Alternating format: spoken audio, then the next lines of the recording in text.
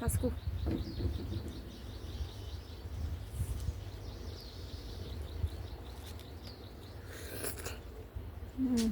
em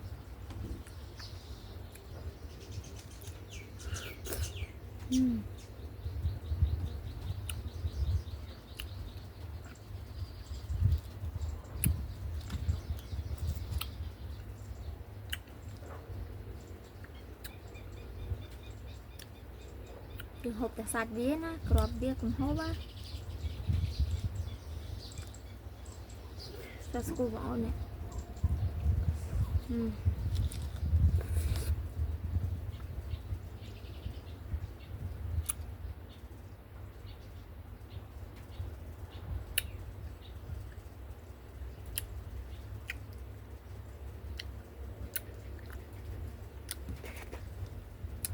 hộp để sạch bía ban này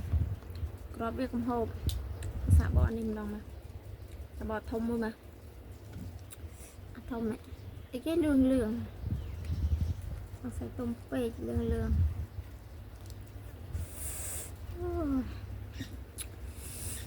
nồng tên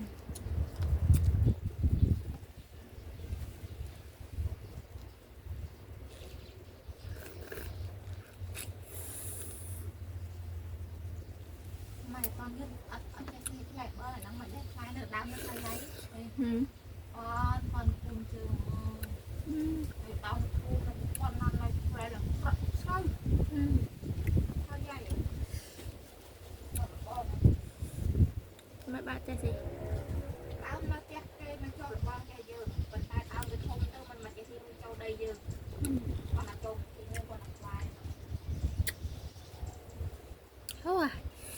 ôi ta hộp bà là bọt chẳng chẳng chuộng muộn mà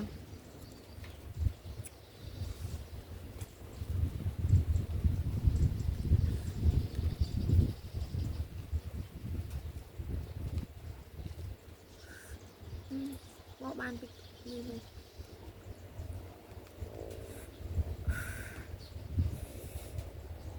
à tôi ăn miếng crop này em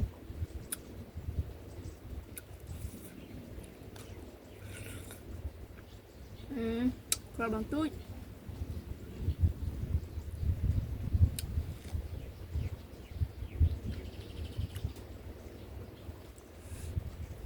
crop bằng tôi nha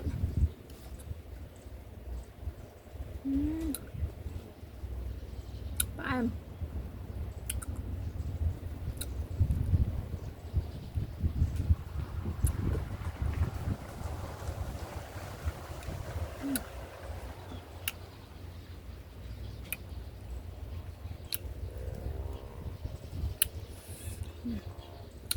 bye bye mọi người